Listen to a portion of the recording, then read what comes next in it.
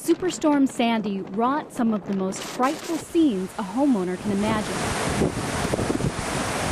The images haunt people like Ray Champagne, who owns property in Salisbury and is president of the Beach Betterment Association. That's why we feel that we need to be proactive in respect to preparing for a storm.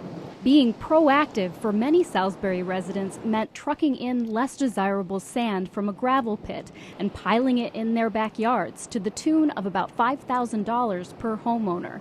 Champagne's group wants the state to use a $300,000 earmark to place sand on the adjoining public beach to create one wide dune. Because what happens with height, if you have height and it's narrow, the ocean will whack on the bottom of it and it collapses very easily. This is just one of the desperate measures homeowners and town officials have taken to combat beach erosion.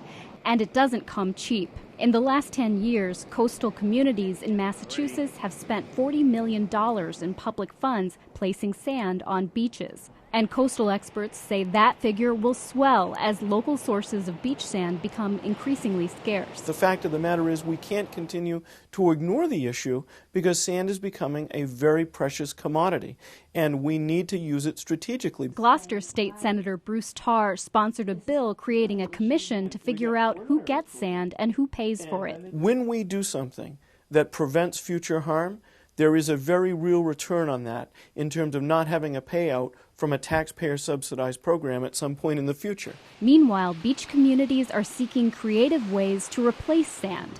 In Barnstable, they're dredging the mouth of East Bay, where sand has been gradually accumulating. And that's coming 1.5 miles through this pipe, which you can see on the side. And it's being pumped that whole distance out here. Barnstable architect John Juros says it's a win-win situation since the sand in the bay is making it harder for commercial and pleasure boats to get in and out. And what you see here is piles of sand now that are being pushed around. Eventually they'll be molded to fit within the environment here and make it blend in, make it look like it's been here forever. The relatively small $55,000 price tag is only possible because Barnstable County owns its own dredge. But it's the kind of solution Massachusetts may have to consider to avoid costly wars between beachfront towns desperate for sand.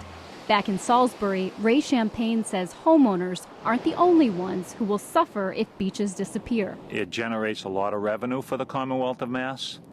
And like any other business, you need to put money back into it constantly to protect it and to keep it attractive for the general public. And Champagne says beach homeowners will fight as hard as they have to make that happen.